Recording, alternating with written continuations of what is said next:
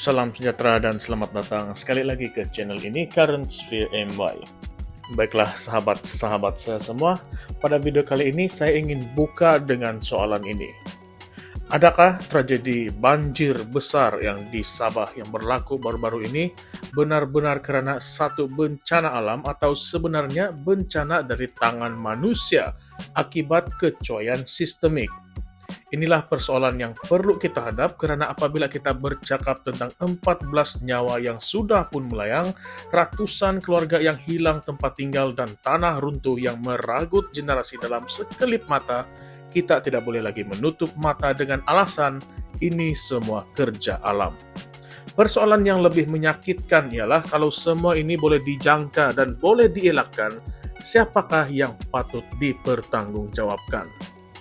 Banjir, tanah runtuh, dan juga ribut ini bukan kali pertama rakyat Sabah menghadapinya. Malah ia menjadi macam acara tahunan, khususnya di pantai barat dan kawasan pedalaman.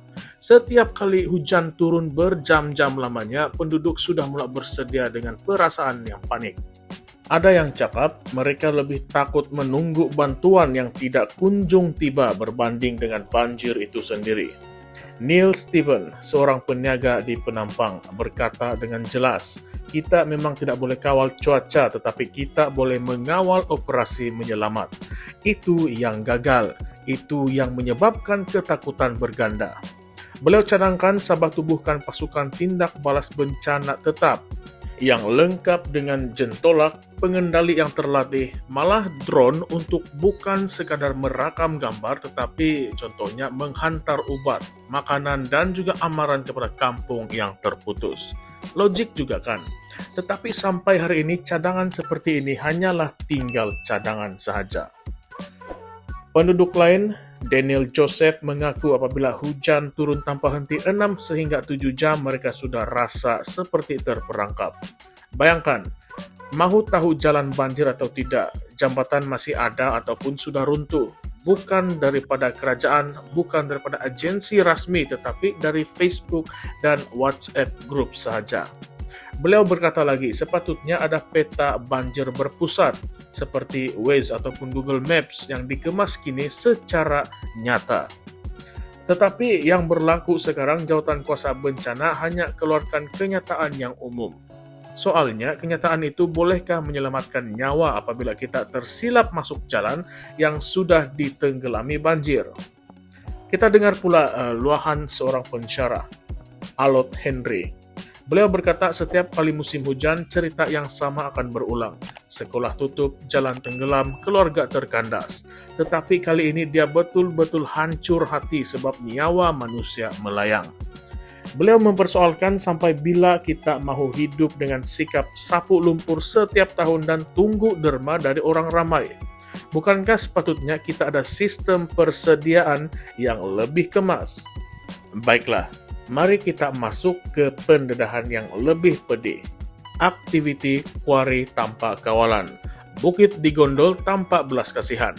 Henry berkata, tengok saja di dalam Google Maps. Bukit-bukit di Penampang sudah botak semuanya.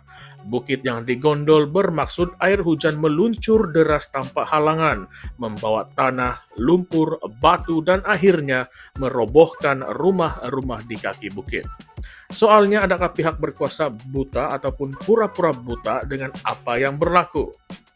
Kalau kita imbas balik kejadian tanah runtuh di Kampung Serapung, Penampang, bomba terpaksa berjalan 3 km sebab laluan sudah terputus. Jentolak yang sepatutnya membantu tidak sampai-sampai. Penduduk akhirnya terpaksa menggali dengan penyodok. Hasilnya, seorang lelaki berusia 97 tahun ditemui meninggal dunia. Mayatnya diusung dengan meredah lumpur hampir 1 km. Beberapa hari selepas itu, tragedi di Papar pula menggegarkan media sosial apabila seorang lelaki merayu dalam keadaan yang terdesak, yang beliau mengatakan sanggup bayar berapa sahaja asalkan ada jentolak untuk menyelamatkan istri dan juga anaknya. Tetapi malangnya beberapa jam kemudian kedua-dua sudah ditemui tidak bernyawa. Lebih memilukan di Kampung Cendera Kasih dekat kota Kinabalu. 11 keluarga tertimbus sekaligus. Angka rasmi mencatatkan lebih 2.500 orang daripada hampir 700 keluarga masih lagi terkesan dengan kampung-kampung di Beaufort, Tawau, Membakut, dan juga Putatan lumpuh. Angka di Penampang menurun tetapi di Papar meningkat.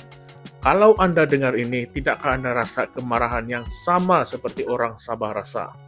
Bahwa nyawa melayang bukan semata-mata sebab hujan, tetapi juga sebab jentera dan bantuan gagal digerakkan dengan pantas. Sekarang mari kita coba untuk lontarkan, untuk pikirkan soalan kontroversi yang kita harus berbincang, yang kita harus bincangkan bersama-sama. Adakah tragedi ini sebenarnya lebih kepada kegagalan sistemik, kelemahan pengurusan bencana, dan mungkin juga kepentingan ekonomi tertentu seperti kuari dan pembangunan yang tidak terkawal yang mengorbankan keselamatan rakyat?